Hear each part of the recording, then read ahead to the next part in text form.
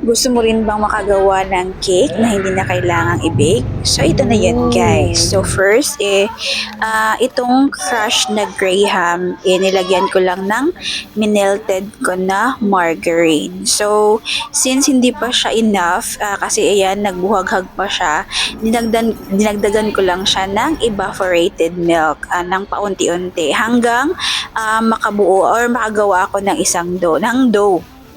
Ayan, pag ganyan na siya guys, kailangan natin ng hulmahan and then gagamitan ko siya ng plastic this time guys kasi hindi effective yung oil, dumidikit pa rin siya. So, ito ang gagamitin ko. And then, ayan, nilagay ko na yung ginawa nating dough na crushed graham and then diniinan ko lang siya sa ilalim para mag-compress siya sa ilalim para mahulma talaga siya guys.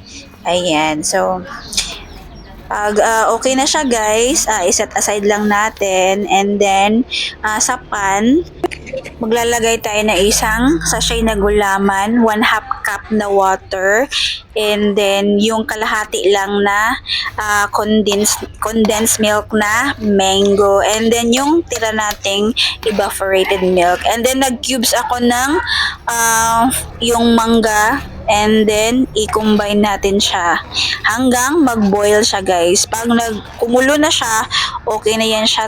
Okay na siya and then ilalagay na natin siya doon sa hulmahan natin. Ayan. So, nilagay ko lang siya na ganyan.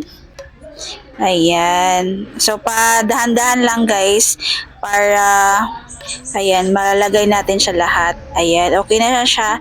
And then, nilagyan ko siya ng malalaking bits ng mango para, ayan, may design siya guys. Ayan. And then, after an hour, ito na siya. O, ayan, di ba? Nakagawa na tayo ng mango graham cake or graham mango cake. Basta no bake cake. O, ayan. So, since 8 months na yung pamangkin ko, ayan, nilagyan ko ng candle para makapag-picture. Ay!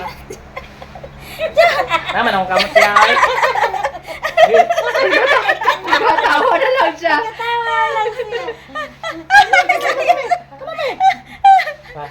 Wait lang tan ha, picture na ako siya. O, di ba? Mahirapan pa ang pagpipicture. Siyempre, toddler pa yung baby namin. So, mahirap pa siya picturean. Pero, yan, at least meron pa rin remembrance. And then, siyempre, after that, kinain na namin. So, ayan lang po, guys. Until next time, bye! Thank you for watching this video guys. So please don't forget to like and subscribe.